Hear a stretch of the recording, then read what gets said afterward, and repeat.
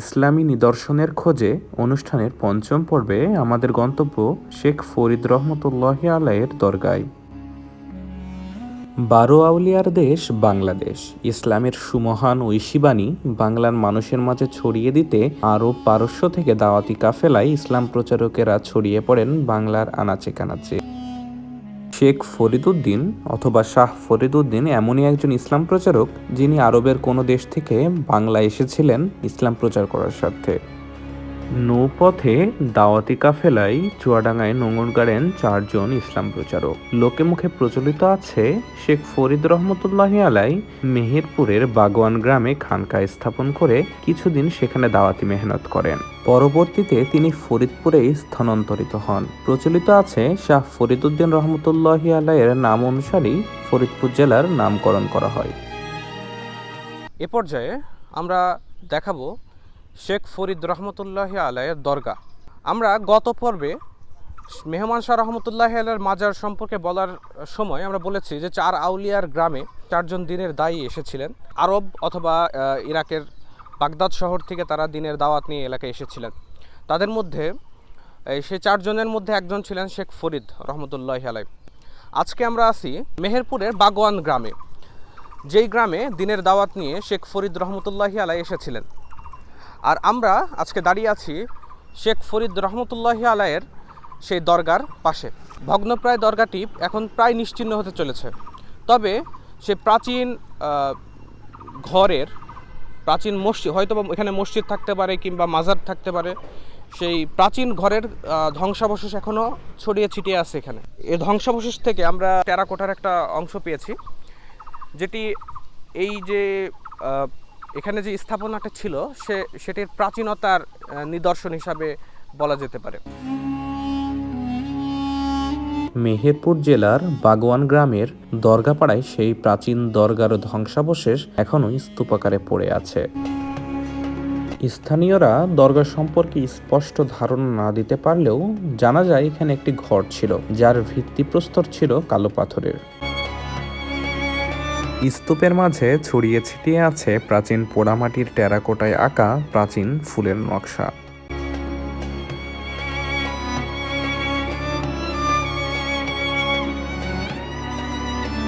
দরগাকে ঘিরে বিভিন্ন কুসংস্কার প্রচলিত রয়েছে এলাকায়। দরগার এক পাশে রয়েছে মসজিদ এবং অপর পাশে রয়েছে ঈদগাহ ময়দান। মসজিদ ও ঈদগাহ ময়দানে এলাকাবাসী নামাজ আদায় করে।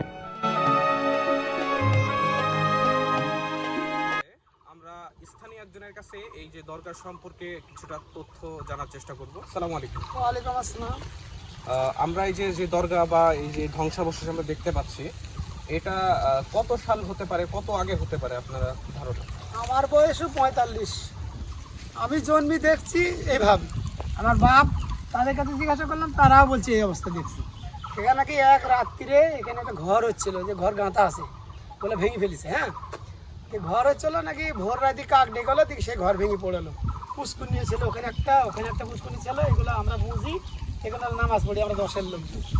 যে লোকের জমি এ লোক 10-এর কাছে দিয়ে দিছে, বিনা পয়সায় মাং নাই, দিয়ে দরগার নামে চলে। তো এখন বর্তমান যারা মসজিদে এরা সব নামাজ পড়ে, এখান থেকে অনেক আগে থেকেই সব ঈদগাহ মসজিদ। এই যে দরগা বা এটা কি আগে ঘর ছিল কিনা, মানে ঘর ছিল? হ্যাঁ, এটা ঘর হয়ে উঠছিল। আচ্ছা, মানে ঘর বা মসজিদ এরকম কিছু শেষটা দেখা হয়নি, মানে আমরা দেখেছি কিছুটা গাঁথা ছিল। ওই যে যত ঢাকা আছে ওই মধ্যে গাঁথা আছে।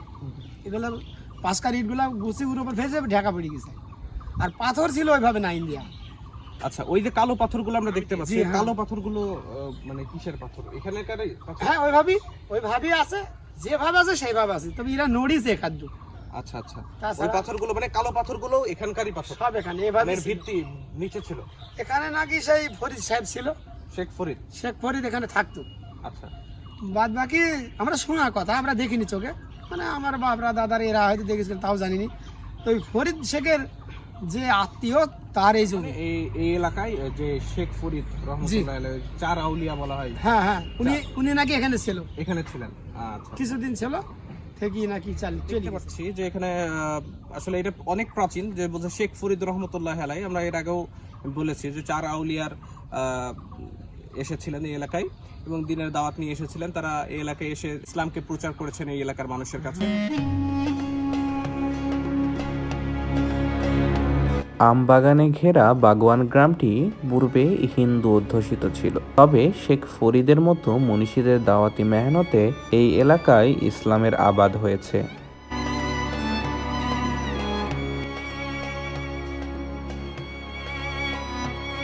শেখ ফরিদের দরগাটি মেহেরপুর জেলার প্রাচীন ইসলামী নিদর্শন হিসাবে আজও অবশিষ্ট রয়েছে।